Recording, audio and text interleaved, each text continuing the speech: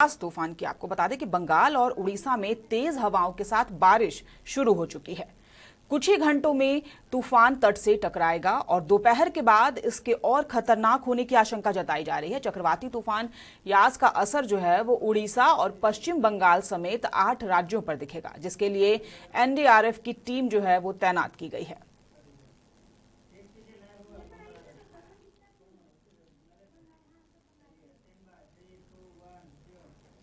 वहीं बंगाल की खाड़ी से उठने वाली चक्रवाती तूफान यास का असर जो है वो शुरू हो चुका है। बंगाल के दीघा, रामनगर और मूरी गंगाधार में तूफान का असर साफ तौर पर देखने को मिल रहा है। तेज हवाएं चल रही हैं। वहीं आपको बता दें कि बंगाल के दक्षिण 24 परगना जिले के कैनिंग और बकखाली में चक्रवाती तूफान यास का कहर देखने को मिल रहा है। चक्रवाती तूफान यास से तबाही का मंजर दिख रहा है। कई इलाकों में जो घर हैं वो पानी में पूरी तरह से डूब चुके हैं। बंगाल के दक्षिण 24 परगना जिले के कुल्पी ब्लॉक की अगर बात करें तो वहां मोशामारी गांव में एनडीआरएफ की टीम जो है वो लगातार बचाव कार्य में लगी है। वहां की स्थिति काफी भयावह नजर आ रही है। एनडीआरएफ की टीम लोगों की मदद कर उन्हें आपदा से बचाने की कोशिश में लगातार लगी है।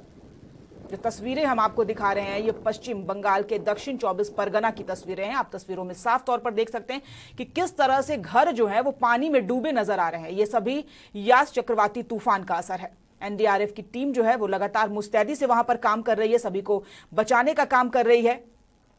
बावजूद उसके तबाही का जो ये मंजर है वो जारी है अभी तक। हालांकि इसको लेके कल ही ममता बनर्जी ने यह कह दिया था कि वो लगातार मॉनिटरिंग कर रही हैं। राज्यपाल जगदीप धनखड़ ने भी कहा था कि उनकी पूरी कोशिश है कि जान माल का नुकसान नहीं होना चाहिए।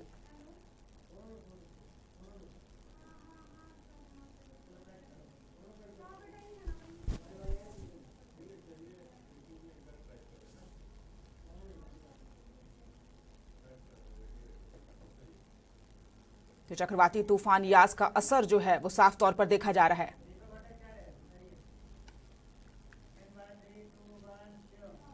और ज्यादा जानकारी के लिए हमारे साथ हमारे सहयोगी दीपक भट्टाचार्य जुड़ चुके हैं। दीपक, अभी फिलहाल वहां पर क्या स्थिति है, क्योंकि यास तूफान का जो असर है वो साफ तौर पर बंगाल में हमें देखने को मिल रहा है। देखिए, स्थिति तो ऐसी नहीं है की, क्योंकि जब से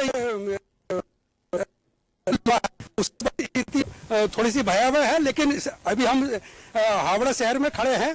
मौसम मतलब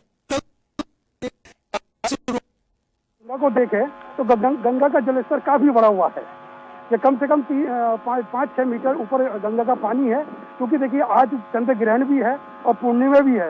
इसकी वजह से गंगा का पानी और ऊपर बढ़ा हुआ है। और जिलों में स्थिति सही नहीं है जिलों का, क्योंकि कम से कम 51 बांध जो तटीय इलाके के हैं वो टूट गए थे और उसकी वजह से वो पानी गांव में घुस चुका था। बचाव कार्य, राहत कार्य जो है अभी भी लगातार जारी है। एनडीआरएफ की टीम जो है वो मुस्तैदी से काम कर रही है। कई लोगों को राहत शिविर तक पहुंचाया गया है। जी, देखिए, जो कल एक बवंडर आया था ये चक्रवात से पहले, उसमें भी जो काफी नुकसान हुआ था, उसमें लोग फंस गए थे। और जो पानी में फंसे, जो बांध टूटने से गांव में पानी घुस गया और बहुत सारे घर डूब गए हैं, तो वहां पर एनडीआरएफ की टीम लगी हुई है। उत्तर 24 परगना में भी एनडीआरएफ की टीम है और साउथ 24 परगना में एनडीआरएफ की टीम है।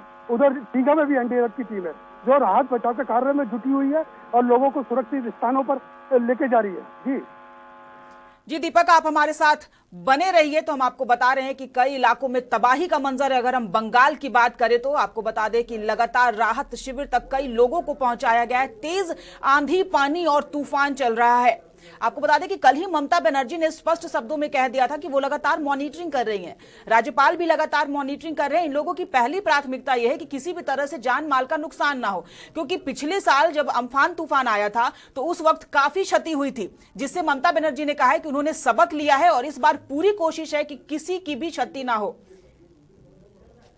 कोई भी नुकसान ना हो। इसलिए ममता बनर्जी लगातार नजर बनाए हुए हैं। हमारे साथ हमारे सहयोगी दीपक जुड़े हुए हैं। दीपक, ममता बनर्जी ने कल ही कह दिया था कि लगातार उनकी नजर जो है वो बनी हुई है, क्योंकि जब अम्फान तूफान आया था तो काफी क्षति हुई थी। राज्यपाल ने भी कहा है कि वो लोग लगातार मॉनिटरिंग कर रहे हैं, क्योंकि उनकी पहली प्राथमिकता है कि जान माल का नुकसान नहीं होना चाहिए।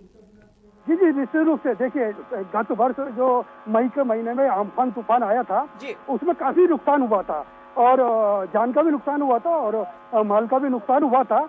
चूंकि उस टाइम तैयारियां पूरी नहीं थी, इसको हल्के में लिया गया था, लेकिन इस बार अम्फान तूफान से सबक लेते हुए ये तैयारियां पूरी हैं, मॉनिटरिंग करी जा रही है। ममता बनर्जी कल रात से ही कंट्रोल रूम में बैठी हुई है, राज्यपाल भी नजर बनाए हुए हैं हालात पर, और सभी जिलाधिकारियों को और पुलिस अधिकारियों को अलर्ट पर रखा गया है।